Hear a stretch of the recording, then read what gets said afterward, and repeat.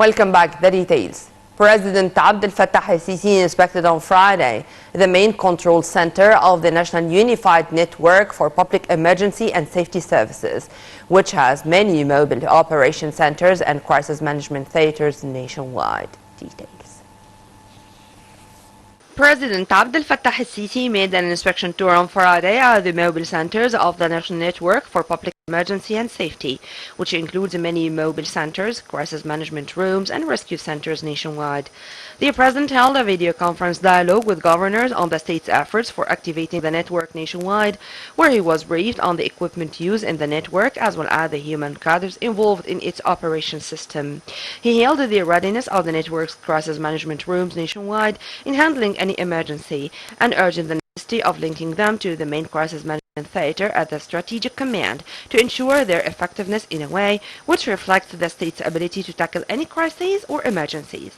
President Sisi said he will dispatch an inspection committee after a 2-month period to oversee the engineering equipment used in each governorate to deal with any crisis.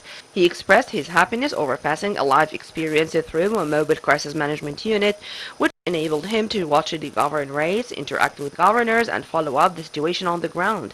The tour came in the framework of the head of a state's keen interest to hold direct contacts with the senior state officials and follow up in person the course of their handling of any sudden events which may cause disruption to the citizens' normal lives.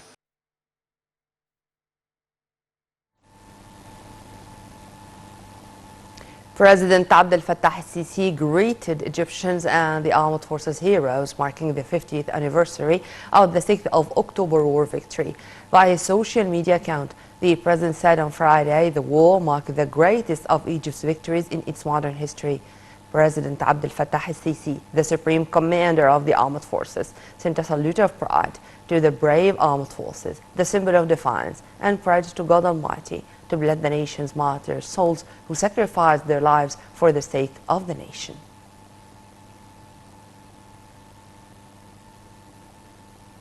This came as Egypt marks on Friday the 50th anniversary of the 6th of October war victory. Marking the occasion, the head of the state attended the 38th Armed Forces Symposium, where he sent a salute of respect and appreciation to the Armed Forces' patriotic role at the times of peace and war. He asserted that through the war, Egypt turned its wounds into a great power force with which it passed from defeat to victory. President Sisi, the supreme commander of the armed forces, said Sinai is a precious part of the Egyptian soil and stressed the necessity of its construction and development. The president reiterated that Egypt has already launched a comprehensive development drive in Sinai and that Egyptians are determined to maintain every inch of their homeland and develop its resources. Meanwhile, Egypt's First Lady, Mrs. Intisar al-Sisi, greeted on Friday Egyptians and the brave armed forces as Egypt marked the 50th jubilee of the 6th of October war victory. Mrs. al-Sisi said that the victory marks an unforgettable turning point in Egypt's modern history in which Egyptian heroes embodied a military miracle to restore the land and national dignity.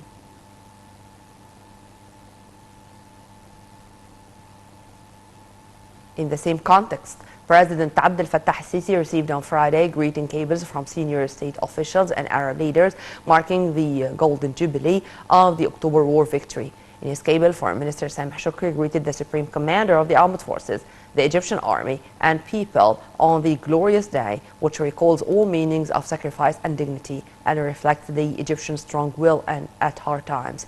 Saudi King Abdullah bin Abdul Aziz and the Saudi Crown Prince Mohammed bin Salman expressed their sincere wishes of health and happiness to President Sisi and the government and people of Egypt on the occasion. Senior Kuwaiti officials on top of the list is Kuwaiti Emir Sheikh Nawaf Al Ahmad Al Jaber Al Sabah, also greeted the armed forces and hailed their dear sacrifices and paid tribute to martyrs who offered their bloods and souls to liberate the homeland.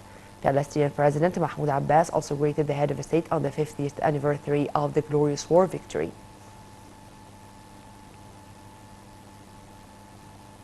Condemnations poured out following a European Parliament statement on the upcoming presidential elections in Egypt. A number of national parties, prominent politicians, along with the Arab Parliament, deemed the statement as being a flagrant foreign intervention in the state's internal affairs and a breach to its sovereignty. Details. The Arab Parliament on Friday joined national parties in condemning a European Parliament statement on the upcoming presidential elections in Egypt. The Pan-Arab body expressed its full solidarity with Egypt against any foreign intervention, saying that the statement carried misleading lies. The Arab Parliament voiced its absolute rejection to the European body's intervention in the Arab internal affairs. A number of national parties have earlier expressed their denunciation of the European Parliament statement on election fairness. The Renaissance and Reform Party denounced the statement's allegations of chasing presidential candidates or any kind of practice against them. It asserted that Egypt's elections are fair and held under full judicial supervision, rejecting any foreign intervention in Egypt's internal affairs as unacceptable. The Senate's Human Rights Committee also rejected the statement, having included a number of false facts that contradicts reality. The committee slammed that statement, pointing out that the Egyptian leadership itself is keen on holding fair elections. The Social Liberals Party also condemned the statement, saying that the European Parliament has been always creating some crises. Al Ghil Party, meanwhile, described the statement as being a flagrant intervention in a sovereign country's internal affairs. It pointed out that the statements contradict with international laws and an attempt to restore European hegemony. Sons of Egypt Party said that the European Parliament calls for the Egyptian authorities to stop harsh activities against opposition in an unacceptable manner and in unacceptable intervention in the state's affairs, and aims at distorting the Egyptian celebrations of the October War victory.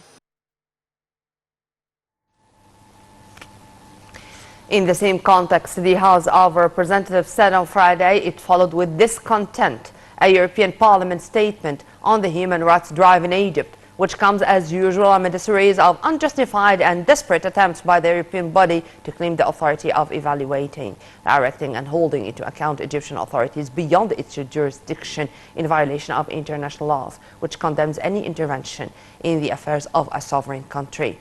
With regards to the upcoming presidential elections, the Parliament dismissed the European Parliament's allegations on chasing ambitious presidential candidates and peaceful opposition figures as being subjective, and revealed the Pan-Arab body's intention to issue previous rulings on the course of the election process, which the political leadership and authorities repeatedly vowed to be fair and fully supervised by the judiciary system.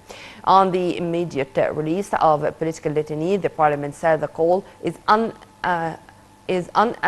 the unacceptable attempt by the European Parliament to politicize the rulings of the Egyptian judiciary.